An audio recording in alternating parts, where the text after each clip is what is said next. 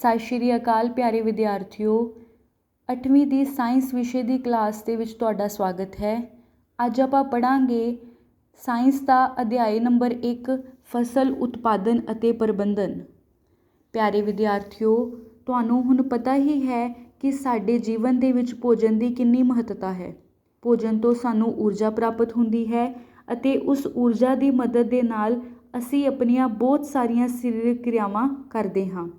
ਇਹ ਭੋਜਨ ਸਾਨੂੰ ਪੌਦਿਆਂ ਤੋਂ ਵੀ ਪ੍ਰਾਪਤ ਹੁੰਦਾ ਹੈ ਅਤੇ ਜੰਤੂਆਂ ਤੋਂ ਵੀ ਪ੍ਰਾਪਤ ਹੁੰਦਾ ਹੈ।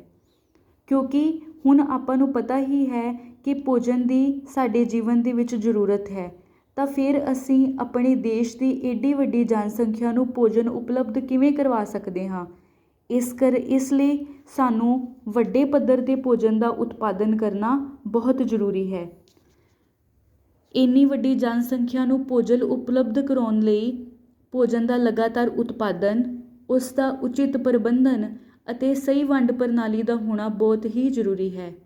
ਹੁਣ ਆਪਾਂ ਪੜ੍ਹਾਂਗੇ ਇਸ ਅਧਿਆਇ ਦਾ ਪਹਿਲਾ ਟੌਪਿਕ ਖੇਤੀਬਾੜੀ ਪੱਧਤੀਆਂ। ਪੌਦਿਆਂ ਦੀ ਕੁਝ ਪ੍ਰਜਾਤੀਆਂ ਨੂੰ ਇੱਕੋ ਥਾਂ 'ਤੇ ਉਗਾਉਣ ਨੂੰ ਖੇਤੀਬਾੜੀ ਕਹਿੰਦੇ ਹਨ। ਪੌਦਿਆਂ ਦੀ ਇੱਕੋ ਪ੍ਰਜਾਤੀ ਨੂੰ ਇੱਕੋ ਥਾਂ 'ਤੇ ਵੱਡੇ ਪੱਧਰ ਨੂੰ ਉਗਾਉਣ ਨੂੰ ਫਸਲ ਕਿਹਾ ਜਾਂਦਾ ਹੈ। ਤਾਂ ਪਿਆਰੇ ਵਿਦਿਆਰਥੀਓ, ਹੁਣ ਤੁਹਾਨੂੰ ਪਤਾ ਚੱਲ ਚੁੱਕਿਆ ਹੈ ਕਿ ਫਸਲ ਕਿਸ ਨੂੰ ਕਹਿੰਦੇ ਹਨ। ਜਦੋਂ ਪੌਦਿਆਂ ਦੀ ਇੱਕੋ ਪ੍ਰਜਾਤੀ ਨੂੰ ਇੱਕੋ ਥਾਂ 'ਤੇ ਵੱਡੇ ਪੱਧਰ 'ਤੇ ਉਗਾਇਆ ਜਾਂਦਾ ਹੈ ਤਾਂ ਉਸ ਨੂੰ ਫਸਲ ਕਿਹਾ ਜਾਂਦਾ ਹੈ।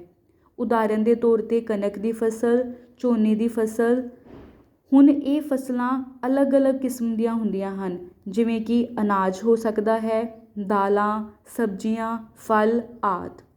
ਤਾਂ ਸਾਡੇ ਦੇਸ਼ ਦੇ ਵਿੱਚ ਭਿੰਨ-ਭਿੰਨ ਖੇਤਰਾਂ ਦੇ ਵਿੱਚ ਭਿੰਨ-ਭਿੰਨ ਫਸਲਾਂ ਉਗਾਈਆਂ ਜਾਂਦੀਆਂ ਹਨ, ਪਰ ਮੁੱਖ ਤੌਰ 'ਤੇ ਫਸਲਾਂ ਨੂੰ ਦੋ ਭਾਗਾਂ 'ਚ ਮਤਲਬ ਦੋ ਵਰਗਾਂ ਵਿੱਚ ਵੰਡਿਆ ਜਾਂਦਾ ਹੈ।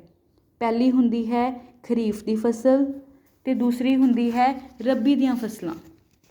ਖਰੀਫ ਦੀਆਂ ਫਸਲਾਂ ਅਤੇ ਸੈਕਿੰਡ ਰੱਬੀ ਦੀਆਂ ਫਸਲਾਂ। ਖਰੀਫ ਦੀਆਂ ਫਸਲਾਂ ਜੋ ਫਸਲਾਂ ਵਰਖਾ ਰੁੱਤ ਵਿੱਚ ਉਗਾਈਆਂ ਜਾਂਦੀਆਂ ਹਨ, ਉਹਨਾਂ ਨੂੰ ਖਰੀਫ ਦੀਆਂ ਫਸਲਾਂ ਕਿਹਾ ਜਾਂਦਾ ਹੈ। ਉਦਾਹਰਨ ਦੇ ਤੌਰ 'ਤੇ ਚਾਵਲ, ਮੱਕੀ, ਸੋਇਆਬੀਨ, ਮੂੰਗਫਲੀ, ਕਪਾਹ ਆਦਿ ਖਰੀਫ ਦੀਆਂ ਫਸਲਾਂ ਹਨ। ਇਹ ਫਸਲਾਂ ਮਾਨਸੂਨ ਉੱਪਰ ਨਿਰਭਰ ਕਰਦੀਆਂ ਹਨ। ਸੈਕਿੰਡ ਆਉਂਦੀਆਂ ਹਨ ਰੱਬੀ ਦੀਆਂ ਫਸਲਾਂ। ਜੋ ਫਸਲਾਂ ਸਰਦੀ ਰੁੱਤ ਵਿੱਚ ਉਗਾਈਆਂ ਜਾਂਦੀਆਂ ਹਨ, ਉਹਨਾਂ ਨੂੰ ਰੱਬੀ ਦੀਆਂ ਫਸਲਾਂ ਕਿਹਾ ਜਾਂਦਾ ਹੈ। ਇਹ ਮਾਨਸੂਨ 'ਤੇ ਨਿਰਭਰ ਨਹੀਂ ਕਰਦੀਆਂ ਹਨ। ਉਦਾਹਰਨ ਦੇ ਤੌਰ 'ਤੇ ਕਣਕ, ਛੋਲੇ, ਮਟਰ, ਸਰੋਂ, ਅਲਸੀ ਆਦਿ। ਤਾਂ ਨੈਕਸਟ ਹੁਣ ਆਉਂਦਾ ਹੈ ਫਸਲ ਉਤਪਾਦਨ ਸੰਬੰਧੀ ਮੁੱਖ ਖੇਤੀ ਪੱਧਤੀਆਂ। ਤਾਂ ਹੁਣ ਜੇਕਰ ਤੁਹਾਨੂੰ ਪਤਾ ਹੀ ਹੈ ਪਿਆਰੇ ਵਿਦਿਆਰਥੀਓ ਕਿ ਫਸਲ ਕੌਣ ਉਗਾਉਂਦਾ ਹੈ, ਕਿਸਾਨਾਂ ਦੁਆਰਾ ਫਸਲ ਕੀ ਹੈ ਉਗਾਈ ਜਾਂਦੀ ਹੈ। ਤਾਂ ਵੱਖ-ਵੱਖ ਫਸਲਾਂ ਨੂੰ ਉਗਾਉਣ ਲਈ ਕਿਸਾਨਾਂ ਨੂੰ ਸਮੇਂ-ਸਮੇਂ 'ਤੇ ਬਹੁਤ ਸਾਰੀਆਂ ਕਿਰਿਆਵਾਂ ਕਰਨੀਆਂ ਪੈਂਦੀਆਂ ਹਨ। ਉਹਨਾਂ ਕਿਰਿਆਵਾਂ ਨੂੰ ਕੀ ਕਿਹਾ ਜਾਂਦਾ ਹੈ? ਖੇਤੀ ਪੱਧਤੀਆਂ। ਤਾਂ ਜੇਕਰ ਮੁੱਖ ਖੇਤੀ ਪੱਧਤੀਆਂ ਹੇਠ ਲਿਖੀਆਂ ਅਨੁਸਾਰ ਹਨ। ਪਹਿਲੀ ਆਉਂਦੀ ਹੈ ਖੇਤ ਜਾਂ ਭੂਮੀ ਦੀ ਤਿਆਰੀ, ਬੀਜ ਬੀਜਣਾ, ਖਾਦ ਪਾਉਣਾ, ਸਿੰਚਾਈ, ਗੋਡੀ, ਵਾਢੀ, ਭੰਡਾਰਨ।